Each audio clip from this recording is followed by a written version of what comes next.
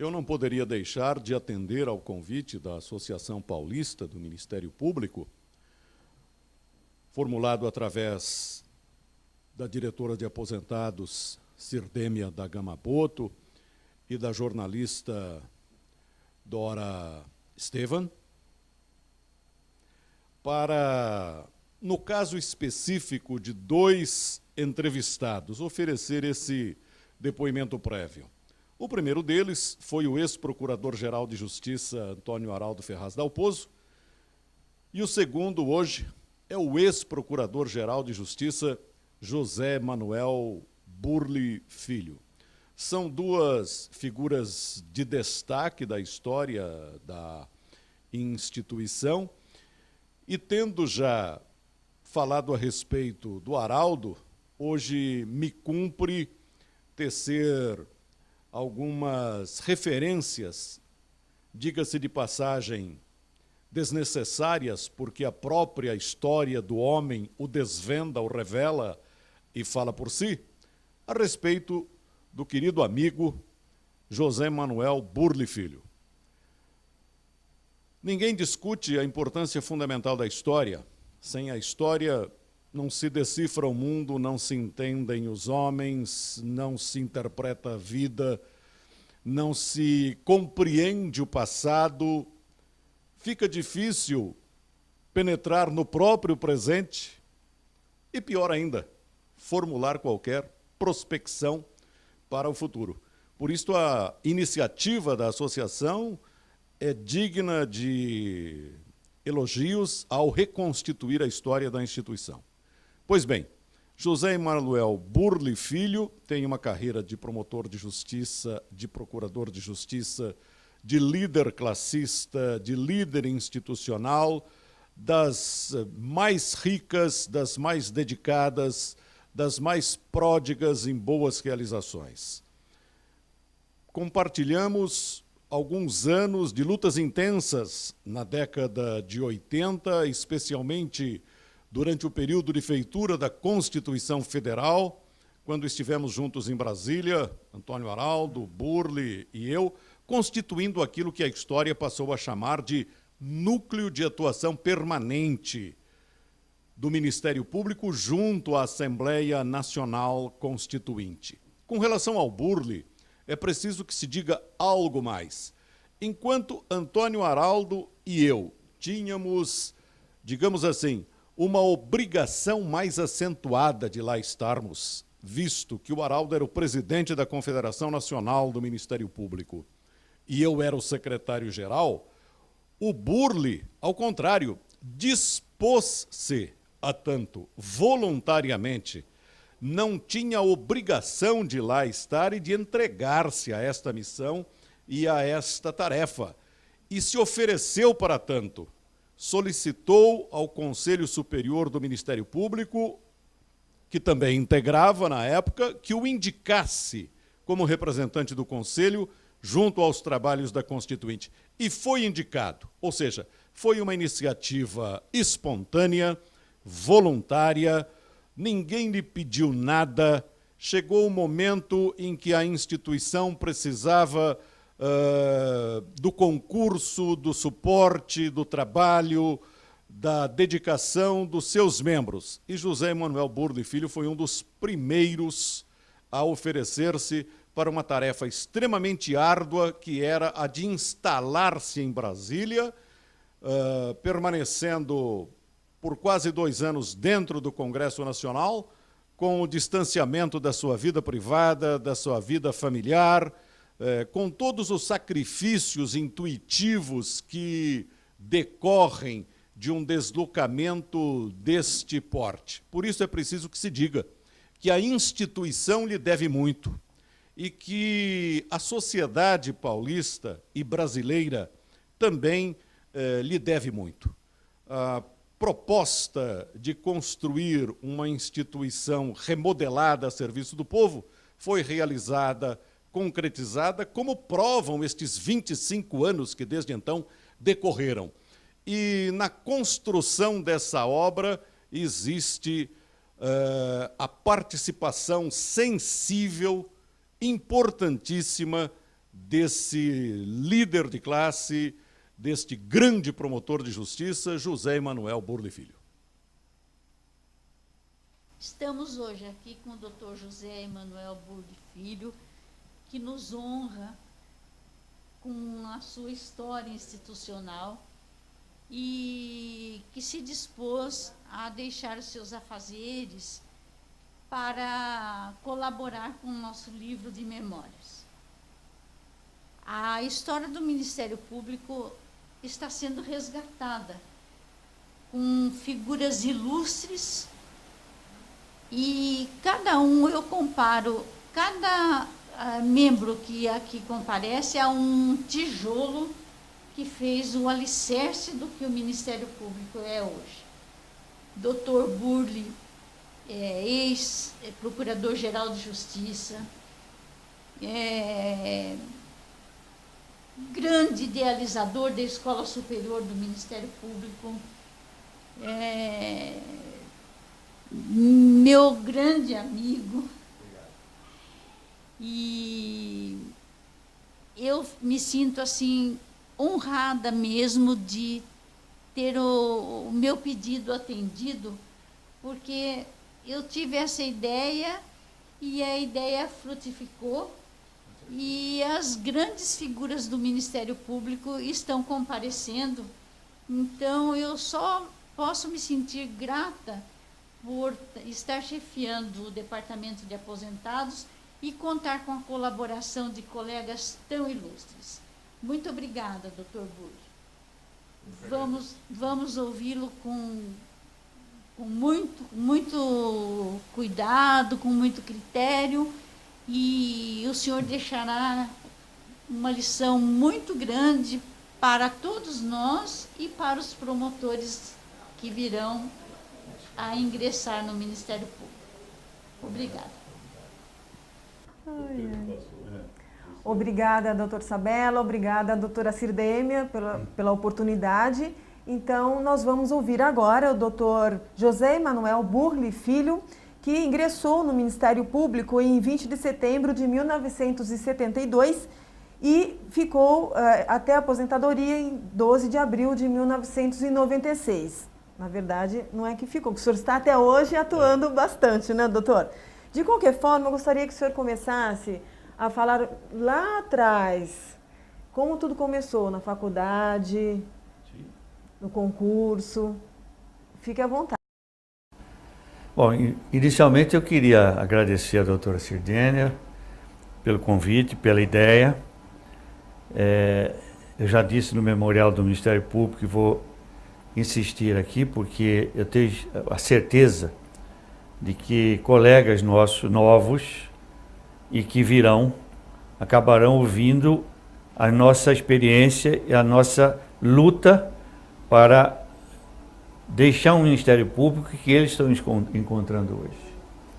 Então a memória, eu acho que é importante para mostrar para a juventude do Ministério Público, os novos promotores, que as conquistas que nós temos foram extremamente difíceis. Tiveram um momento, a meu ver, de bênção de Deus, mostrando a hora é agora, senão não muda mais. E a PEC 37 recentemente revela isso. Nós pegamos um período pós-revolução em que a nação queria reforma, queria mudar para melhor, e nós entramos nesse barco e conseguimos o que, confesso para vocês, não esperava no percentual de que nós conseguimos.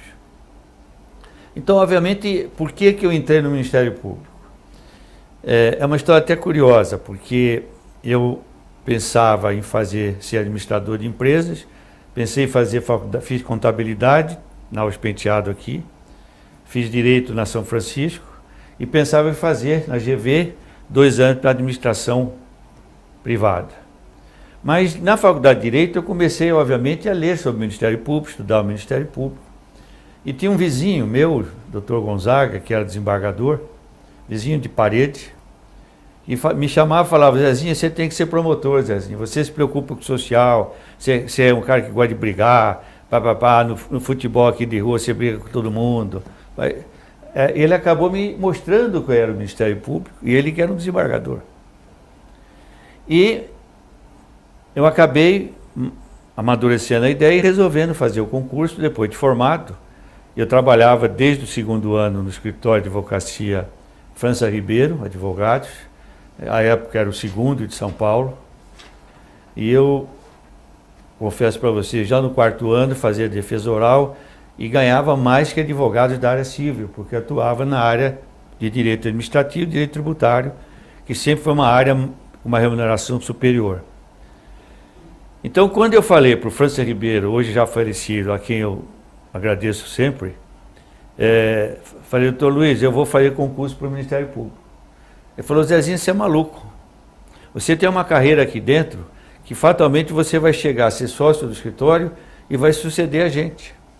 Falei, mas eu vou ser promotor. Aí fiz o concurso, fui reprovado no primeiro concurso e no segundo, quando ele soube, ele me chamou, ele falou, Zezinho, você volta para cá, mas se você decidir de novo, aí é a última chance.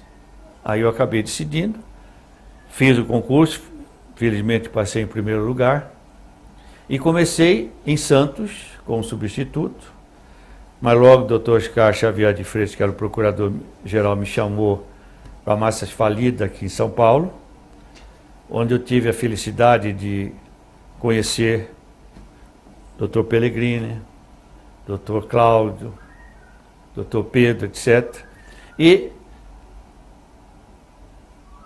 está faltando o nome, eu vou lembrar, o alagoano, Herberto Magalhães. O Herberto. Então, esses nomes me ajudaram muito em termos de formação logo no início. O Cláudio era uma pessoa notável no trabalho. Ele ali começou a me mostrar a importância da racionalização. E o Cláudio tinha uma cadernetinha de anotação onde você tinha toda a questão de falência resolvida. E ele me deu uma cópia dessa carteira, que me auxiliou muito depois na função.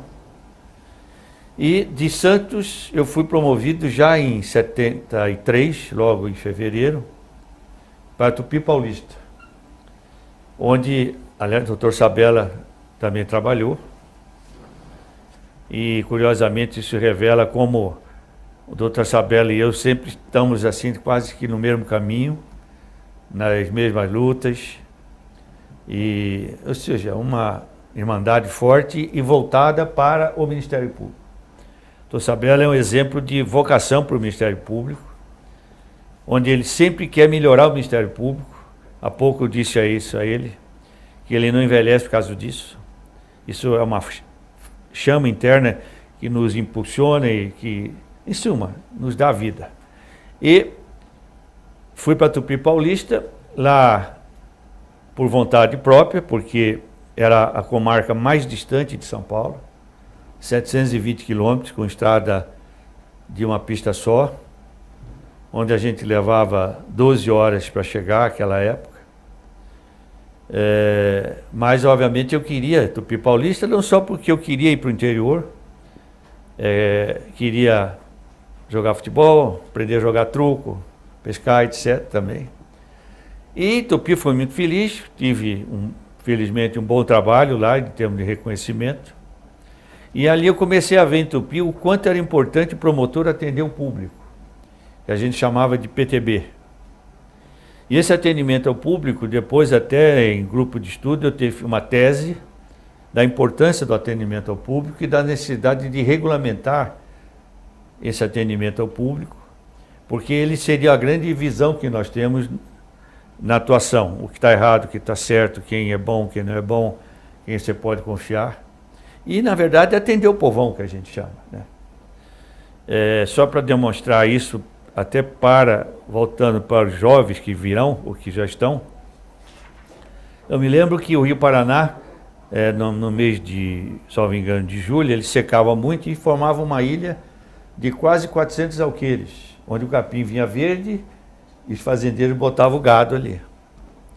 Mas na ilha tinha um pedaço vamos dizer, um terço, onde os agricultores mais pobres também iam para lá e plantavam milho, plantavam feijão, etc. E os fazendeiros jogavam o gado na plantação. E eu, desde o início, fiz bom relacionamento com alguns advogados que eu soube e cheguei com a informação do promotor anterior que eram pessoas corretas, eticamente também corretas. E chamei o Dr. Simini, hoje falecido, que era advogado do Banco do Brasil. Falei, Simini, avisa seu fazendeiro, seus clientes, que eu sei que você advoga para 4 deles, que amanhã eu vou de barco na ilha.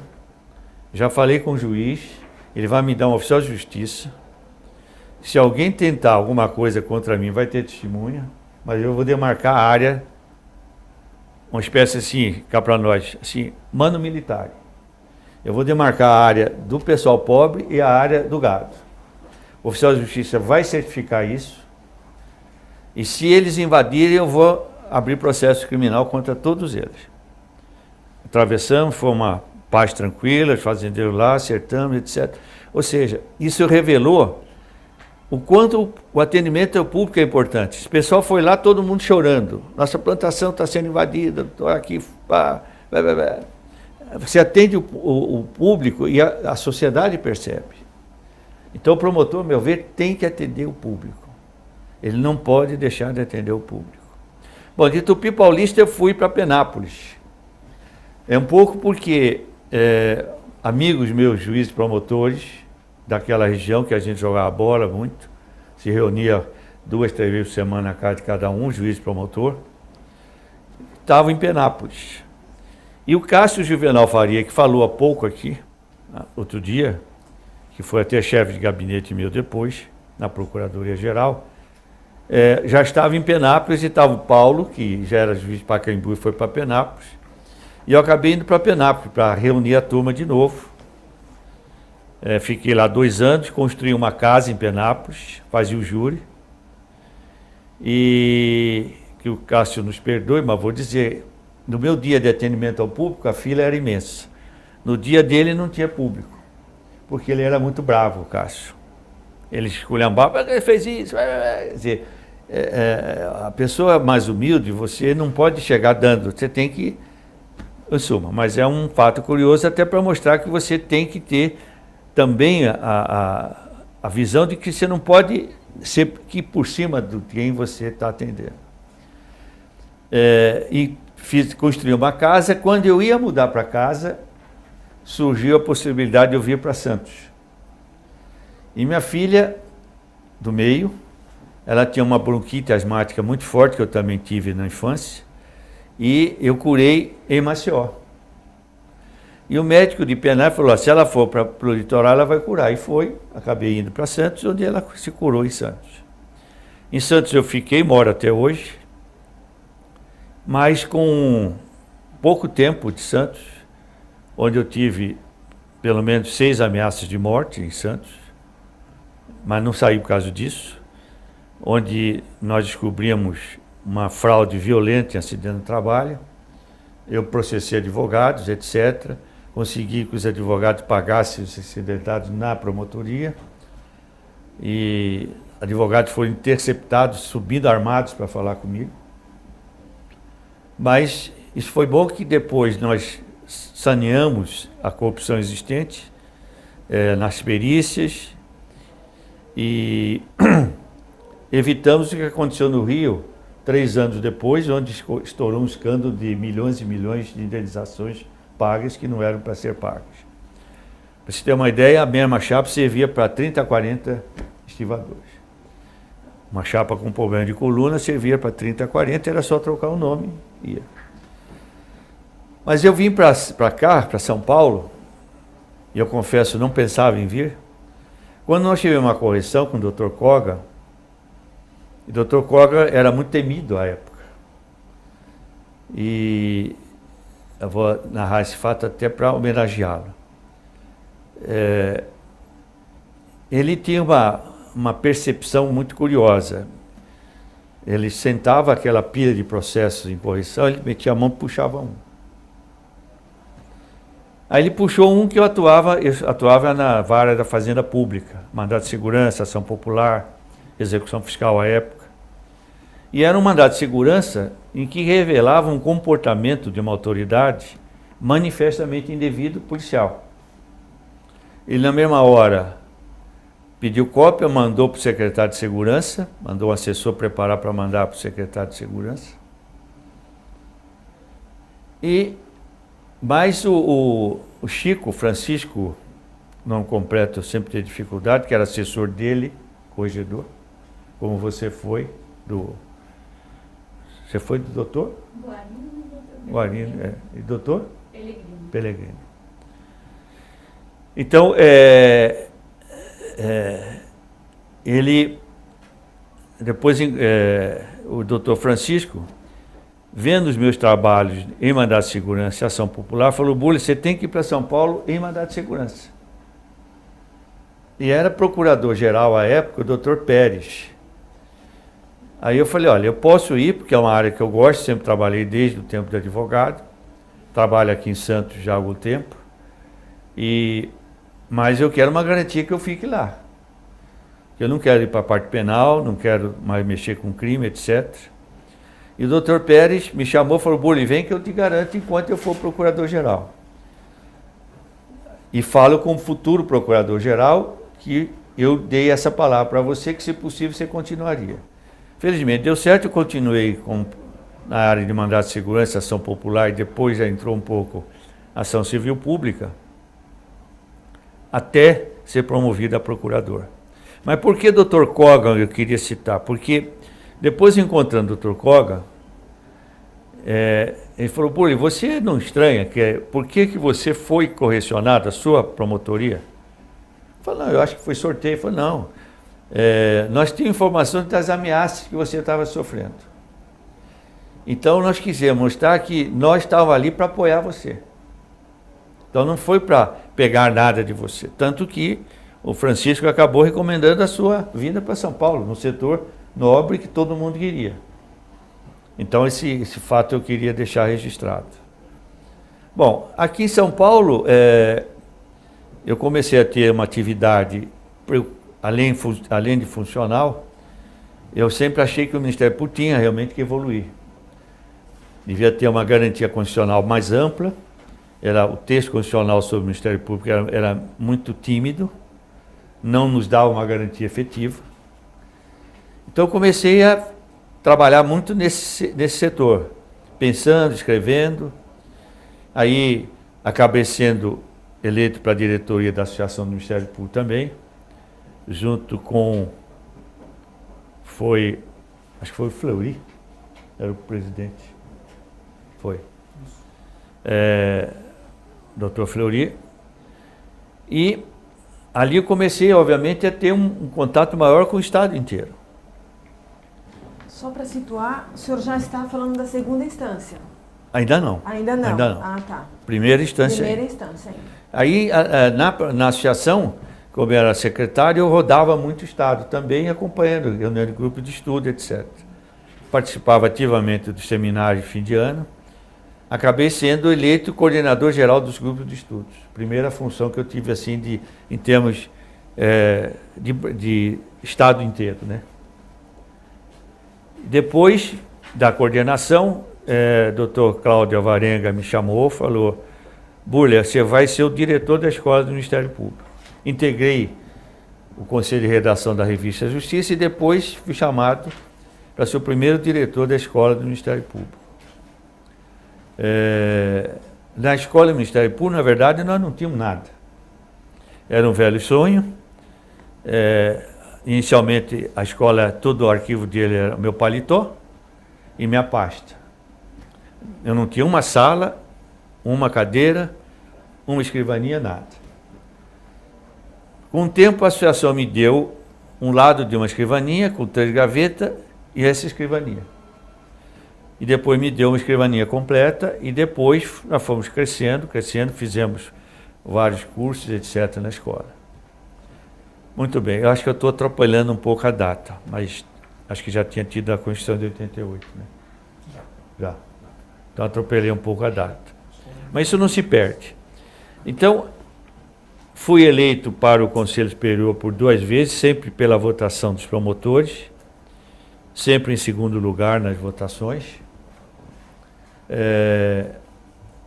até que surgiu, justamente na segunda vez que eu era do Conselho, a questão da Constituinte. Antes, junto com o Dr. Sabella e o pessoal todo, o Cláudio, um grupo muito grande, que não era grande, eram 12 no máximo, nós já tínhamos feito a Carta de Curitiba, que foi, vamos dizer, o texto básico, o texto mãe, para nós postularmos na Constituição. Isso foi uma estratégia montada sempre por São Paulo, de chamar o Brasil inteiro, para o Brasil inteiro entrar na luta. Não bastava São Paulo sozinho, ou Rio de Janeiro, junto com São Paulo, Minas, tinha que ser o Brasil inteiro. Então, fizemos a Carta de Curitiba, onde o Procurador-Geral da República também compareceu, acho que era o Pertence. Não? Pertence? Pertence. E naquela época eu já escrevia, teve 2 teses envolvendo o Ministério Público na Constituição, o texto constitucional, uma das teses junto com o Dr. Geraldo Mascarenhas, foi aprovada por unanimidade, salvo num ponto que eu não queria a eleição do Procurador-Geral, aliás, o Procurador-Geral sendo nomeado pelo governador, eu queria que fosse aprovado pela Assembleia, porque eu sabia que ia dar o que está dando hoje. Então, essa questão de imprensa, etc, etc. Então, essas teses também foram usadas no trabalho da Constituinte. E fomos, então, depois designados pelo Conselho, como o Dr. Sabella expôs, juntamente com o Dr. Sabella e o Dr. Aldo, para compor o núcleo de trabalhos central da Constituinte em Brasília. É importante explicar isso de forma bem rápida, mas é muito importante. Por que a gente chama de núcleo? Porque, na verdade, o Dr. Sabella e o Dr. Araldo eram da CONAMP. E isso foi um fator importante, e nós temos a CONAMP naquele momento. A CONAMP reúne todas as associações de Ministério Público. E nós sabíamos que iam precisar do apoio de promotores do Brasil inteiro em determinados momentos. Porque, na verdade, nós fizemos um lobby profissional, ético, mas tido como, segundo dados, o segundo melhor lobby da Constituinte. Então, o que nós começamos a fazer? Chegamos em Brasília, alugamos, obviamente, ficamos no hotel e íamos segunda-feira, voltávamos sexta-feira. Às vezes no sábado, e às vezes chegava na sexta e tinha que voltar no sábado. Em razão de questões que surgiam, informações que o deputado estava trabalhando contra, mexendo, etc., em texto e tal. Muito bem. Esse núcleo, então, o que fazia? Nós começamos a fazer, obviamente, a coordenação a nível de Brasil, estimular os promotores do Brasil a tentarem para a Constituinte, a participarem da Constituinte, e eu fui encarregado pelo Sabella e pelo Araldo de estudar, o Ibsen já naquela época comentava, que nós devíamos saber muito bem o regimento interno da Constituinte, que era um ponto essencial para se saber. Então eu fiquei na biblioteca da Câmara durante vários dias, o dia inteiro, estudando, vendo precedentes, jurisprudência de regimento interno, enquanto o Dr. Sabella e o Araldo entravam em contato com o Brasil inteiro, já preparando toda a, vamos dizer, a engenharia da nossa atuação.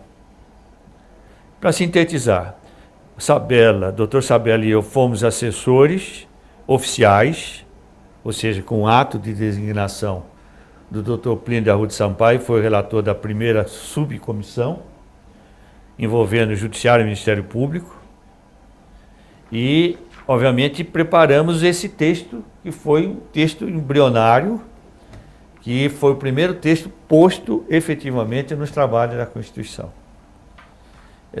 Eu reputo esse trabalho fundamental porque realmente o texto saiu muito bom. E nós éramos assessores de rejeitar ou não emendas e da redação final.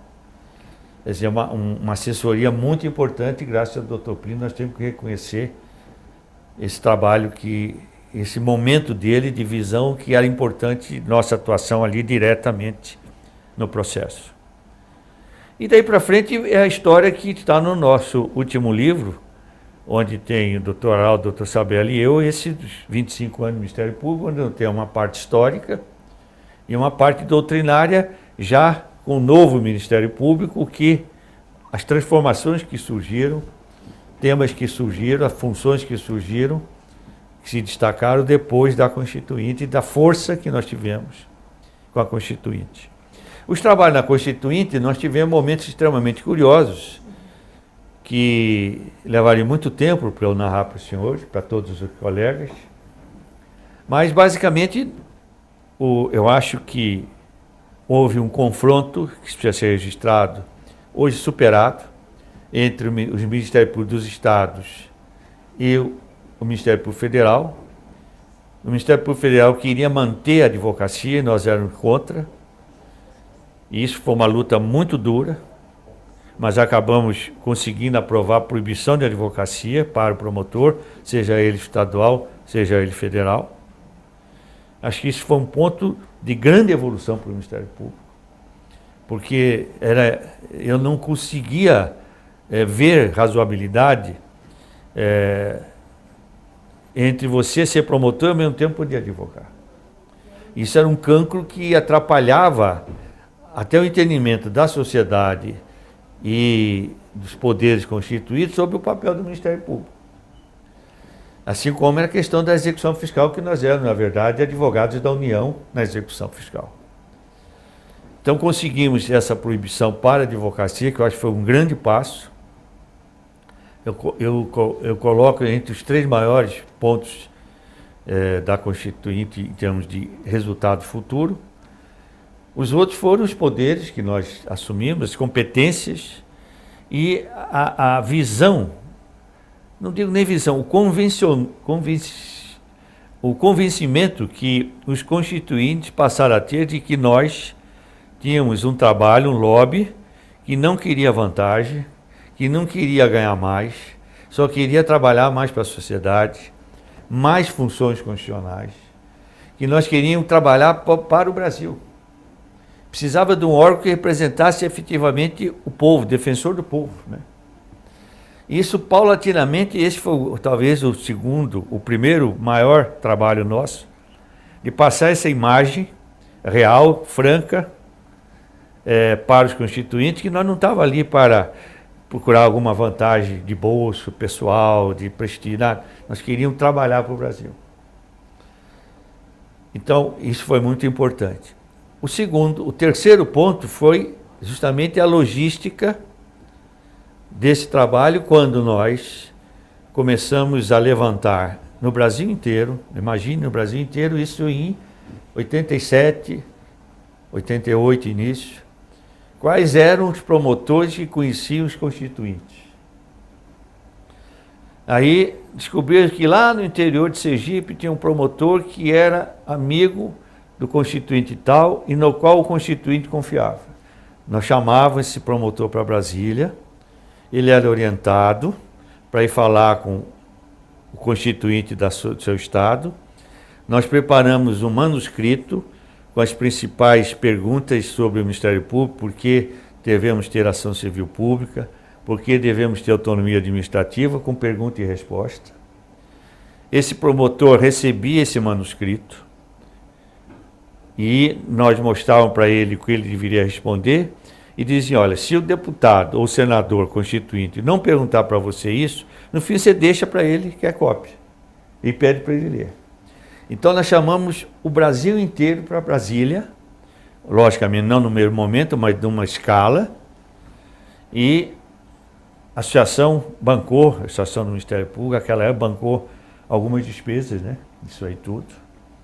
Isso foi um fato importante, mas vital para o Ministério Público. E chegamos no texto constitucional, que praticamente é a Carta de Curitiba, onde efetivamente houve o que eu digo, a constitucionalização do Ministério Público em termos de atuação como Ministério Público. Muito bem, voltando, depois da Constituinte,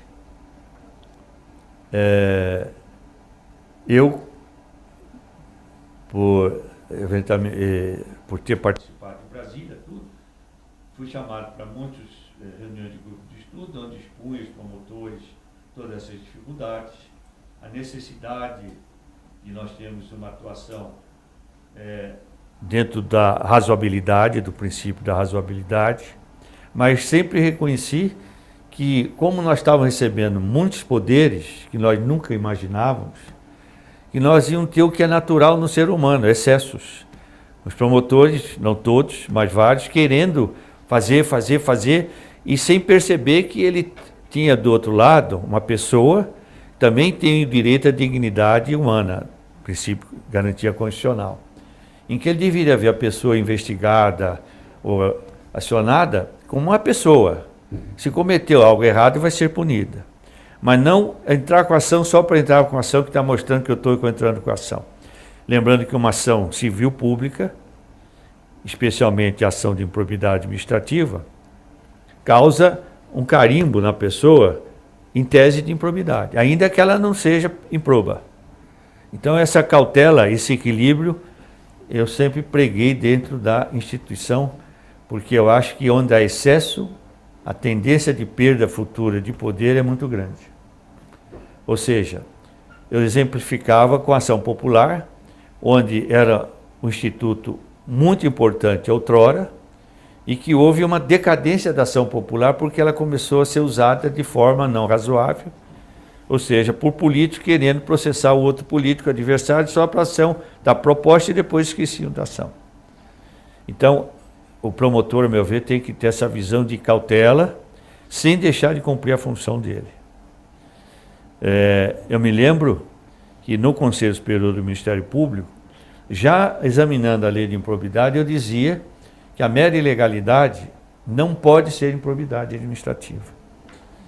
Ou seja, o servidor público comete uma ilegalidade, ele não é improbo, ele pode estar agindo de boa fé, querendo atingir a finalidade pública, só que interpreta mal a lei e cumpre a lei de forma ilegal.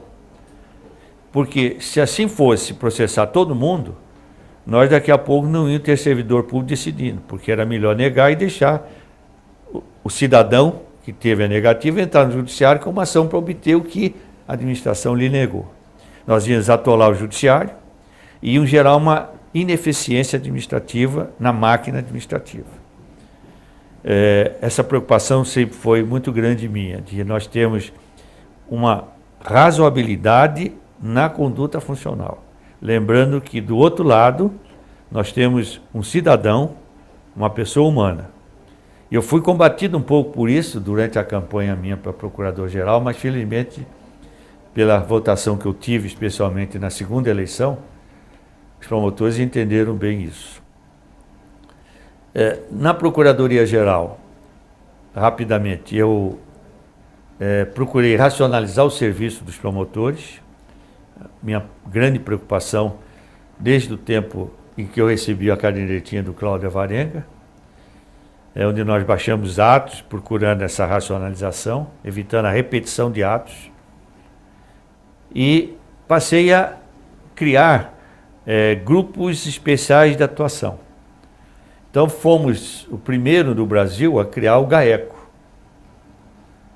O GAECO foi criado em São Paulo, na nossa gestão, pioneiramente no Brasil. Hoje disseminou, o Brasil inteiro tem GAECO na Polícia Civil, GAECO até em outras entidades de fiscalização. E felizmente isso, porque o crime organizado hoje, isso está até mais claro, é tão organizado que se nós não tivermos uma organização específica para enfrentar essa outra organização e ficar no trabalho individual, escoteiro, nós não vamos enfrentar o crime organizado. Eu idealizei o GAECO como um grupo de promotores, de preferência indicados naquela época pelas promotorias criminais, solteiros, tanto a promotora quanto o promotor, porque eu não queria ameaça na mulher dele, no filho dele, etc. E queria uma atuação não individual, difusa, para evitar ameaça. E, obviamente, precisava contar com um auxílio externo. E sabendo que, por exemplo, nos Estados Unidos a corrupção foi em grande parte enfrentada com a questão tributária, eu fui ao secretário da Receita Federal aqui. Meu pai tinha sido fiscal federal e foi diretor da Receita Federal, que cargo semelhante ao dele, e pedi a ele que me cedesse fiscais federais. Ele me cedeu 2 fiscais federais que passaram a atuar junto com os promotores. Com isso, nós tornávamos mais eficiente a nossa investigação, porque nós tínhamos informações oriundas da área tributária. Pena, e eu lamento isso, e não é crítica a ninguém, mas depois de eu ter deixado a Procuradoria-Geral, o GAECO foi voltado mais para o combate à improbidade. Quando eu acho que nós podíamos ter um grupo de combate ao crime organizado, crime, e um grupo de combate à improbidade administrativa, estanques, mas obviamente cruzando as informações. Então, com isso, nós deixamos um pouco, durante algum tempo, o GAECO de ter a função dele, que era de combater efetivamente e especificamente o crime organizado. Quando eu era procurador de justiça, o Edson Milaré era o coordenador do Centro de Apoio do Meio Ambiente, né? Nós tivemos, junto com o Elias Jacó, que outro dia fez também um depoimento aqui, e por justiça, o núcleo inicial dessa ideia foi do Elias Jacó. Nós criamos a Equipe Regional de Proteção ao Meio Ambiente do Litoral, pegando desde Peruíbe até Caraguatatuba, excluindo Caraguatatuba. E nesse período, isso também me revelou a necessidade de racionalizar e de confiar no promotor. Na verdade, nós nos reunimos, era um promotor de cada comarca, e eu coordenava o trabalho de todos, e nós recebíamos uma denúncia. Nós reuníamos, falamos, vamos abrir procedimento ou não vamos? Não, isso aqui é bobagem, deixa o órgão ambiental olhar. Senão daqui a pouco nós não temos mais como trabalhar no mais importante. Então isso resultou em que todas as ações propostas eram decididas pelo colegiado. E nós chegamos a ter, no Brasil, 70% das ações civis públicas ambientais propostas. Uma é exemplar em termos de Brasil, contra todas as indústrias do Vale do Cubatão. Os mais jovens, obviamente, não se lembram, mas Cubatão foi taxado como a cidade mais poluída do mundo. E a Serra do Mar estava sendo destruída pela poluição sem nenhum controle. Então nós ajuizamos uma ação civil pública, que até hoje tramita, mas já gerou os benefícios que nós precisávamos, os básicos, contra todas as indústrias de Cubatão, para que ele instalasse filtros, evitasse a poluição e restaurasse a Serra do Mar. O juiz deu liminar para a restauração da Serra do Mar, que foi feita através de helicópteros, por conta das empresas, e o Estado participou. Mas até hoje não foi julgado, houve uma tentativa de acordo, mas na verdade as indústrias, sabendo da ação e temendo uma condenação que imagem seria negativa, elas mesmas tomaram providência para adotarem instalações adequadas que não poluíam, e hoje Cubatão é uma cidade liberada da poluição. Quer dizer, é uma ação que gerou um benefício muito grande para toda a coletividade, inclusive São Paulo, por causa da Serra do Mar, e toda a questão do turismo, etc. Foi uma ação pioneira, e essa equipe acabou, não sei porquê, desaparecendo quando eu comecei a fazer o trabalho em Brasília, ela acabou desaparecendo. Mas foi um trabalho que mostrando que você pode confiar no promotor, de dizer, olha, isso aqui é bagatela, isso aqui é do órgão especial, não vou abrir inquérito civil, não vou pedir atuação de CETER. Isso tudo é bobagem, porque lá na frente vai arquivar. Então deixa o órgão ambiental atuar, aplicar a multa, e você olha, enfoca, isso é racionalização, buscando eficiência, olha o essencial, olha o que vai ter repercussão. Então, fechando, quando o governador Covas não me nomeou, eu, para evitar um confronto permanente dentro da instituição e querendo, obviamente, o bem do Ministério Público, porque fatalmente o pessoal ia querer que fosse candidato na outra eleição. E como eu tinha batido muito feio no Covas, eu sabia que ele não me haria nunca mais. Então eu pedi aposentadoria e estamos aposentados até hoje. Encerrou a carreira em 96, 12 de abril de 96. Isto. O senhor deixou a procuradoria em 7 de fevereiro de 96? Isto. Né? O senhor tirou férias ou já saiu de vez? Providenciou e já Não, foi imediato. O que o senhor mais gostou na procuradoria?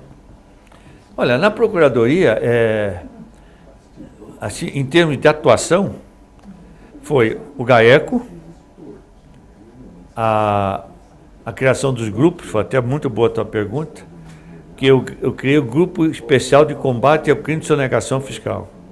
Porque como meu pai tinha sido fiscal, eu sabia o quanto era importante a arrecadação para você atender a sociedade. O sonegador prejudica não tanto quem está mais alto na sociedade, prejudica o pobre mesmo. Então, com isso, eu queria perseguir o criminoso fiscal. E foi até curioso, porque dentro da minha preocupação de eficiência, eu chamei o pessoal da Secretaria da Fazenda, falei, olha, vocês me mandem os procedimentos fiscais mais importantes, os que tenham relevância para casos futuros também. E eles mandavam e nossa equipe eu já examinava. E depois eu comecei a ser acusado que eu estava arquivando sonegação fiscal, quando na verdade eu fazia por amostragem. E de vez em quando ia um promotor ou dois promotores e pegavam vários processos que não tinham sido enviados para saber se estavam enviando aqueles que nós queríamos. Mas a verdade é que isso permitiu, e esse é um fato muito curioso até não digo de administração, mas de cabeça humana, né? Eu fui numa reunião de secretário de Estado e o doutor, que era o secretário da Fazenda, lembra, Sabela? Não, ele é japonês. Sei. Depois vocês cortam isso. Tá. Dá um tempo. Uhum. Bom, eu vou lembrar o nome dele.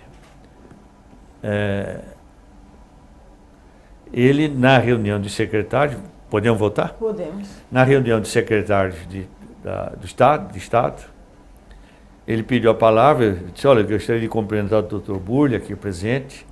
Ele criou um grupo de combate à sonegação fiscal, está tendo uma repercussão imensa junto aos contribuintes. A arrecadação do Estado subiu quase 8%, depois da criação do grupo. Então eu queria agradecer publicamente perante todos aqui a criação desse grupo. E com isso nós conseguimos um aumento do nosso orçamento.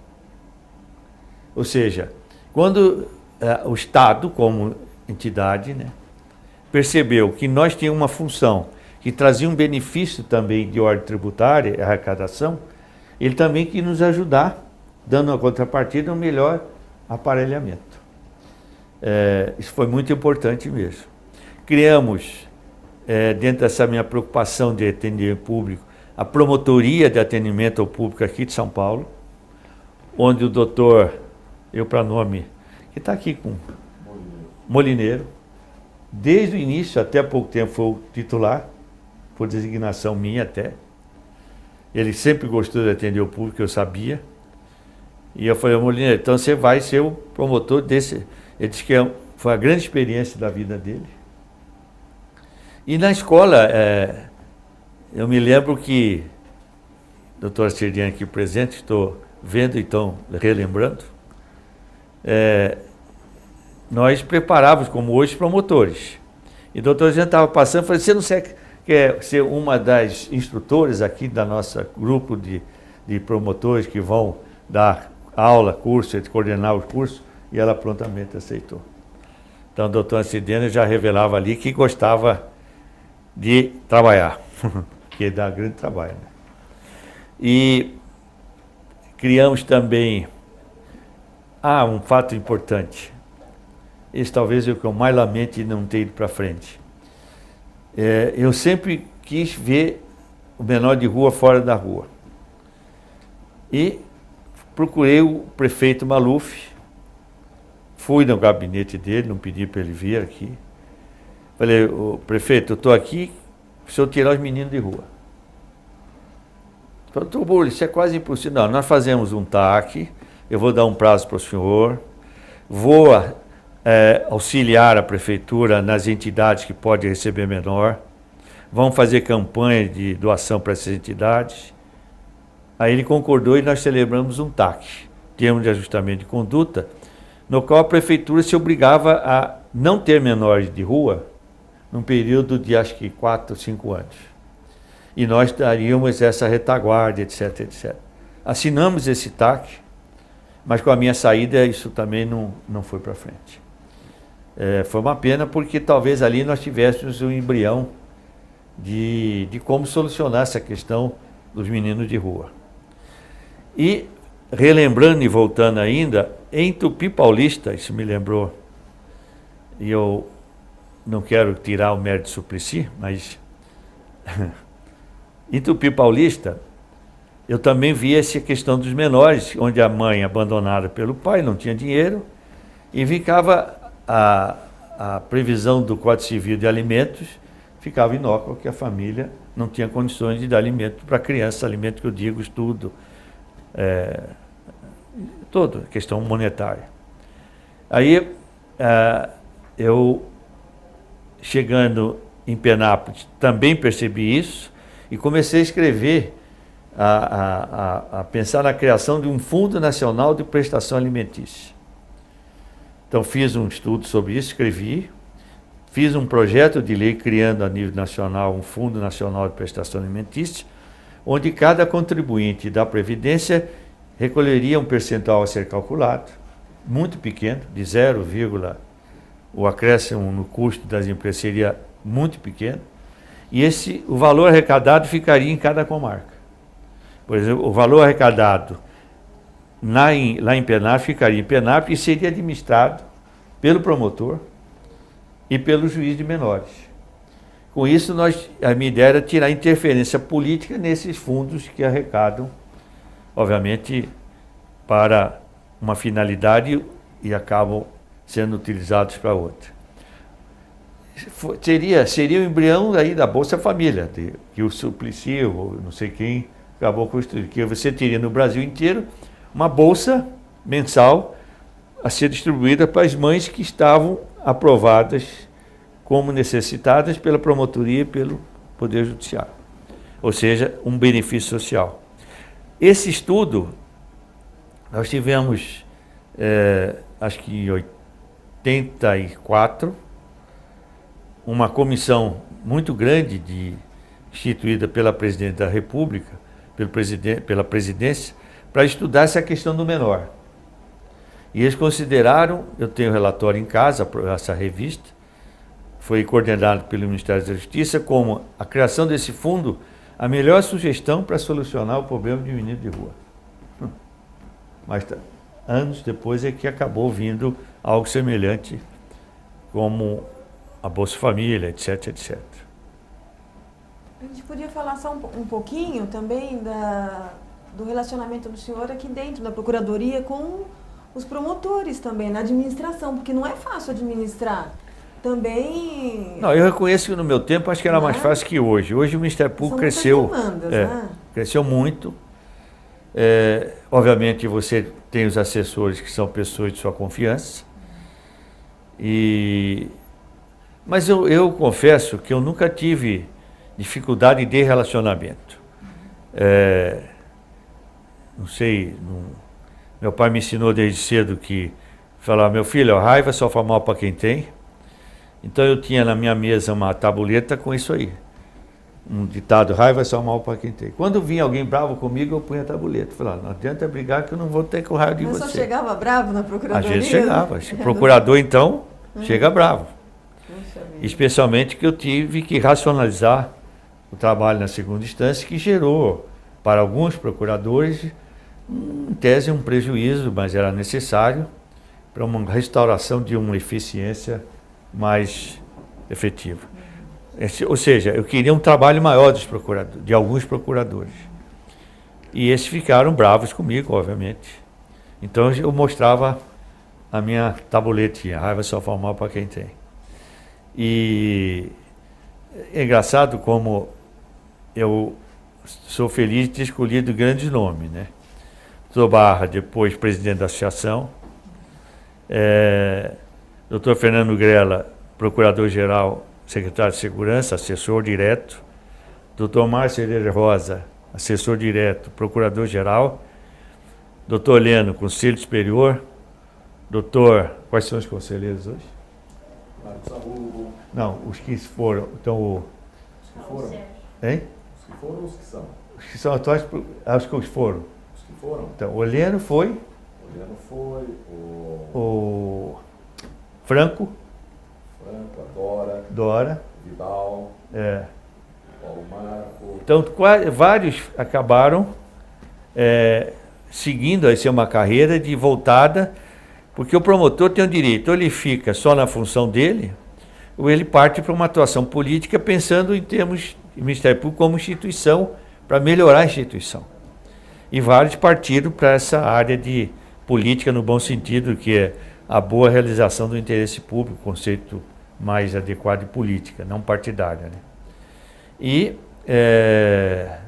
o centro de apoio, nós tivemos com o Dr. Barra, é outro fato que eu tenho muito orgulho, nós implantamos aqui em São Paulo e para o Brasil inteiro fez o teste do pezinho. Isso trouxe um benefício para a saúde pública do Brasil imenso. Os promotores começavam a cobrar e aí o Brasil inteiro adotou. Em suma, o que a gente tenta fazer as coisas, a gente dá certo, às vezes não dá, mas... Todos homens muito bem preparados para a carreira, né? Mas é que para a área política, tem promotor que é excelente, fantástico, mas se você chama para a área política, assessoria não deixa de envolver um juízo político, de que é melhor fazer isso ou aquilo. Ele não vai bem. Eu já entrevistei alguns que disseram, olha, não gostei. Porque ele não tem a vocação para isso. Não é defeito, é da natureza. Os grandes chefes disseram, olha, eu estudei o Ministério Público inteirinho, revirei, não só de São Paulo, mas como de outros estados para saber o que eu ia fazer.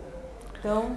você pega a doutora Sabela aqui, eu sou suspeito, mas a doutora Sabela foi radialista, vereador, e obviamente só podia ser um bom promotor. Teve a visão de tudo e fala bem, cabeça boa, escreve bem e foi aluno meu na faculdade, lá em Tupã. Olha, doutor, muito obrigada pela entrevista.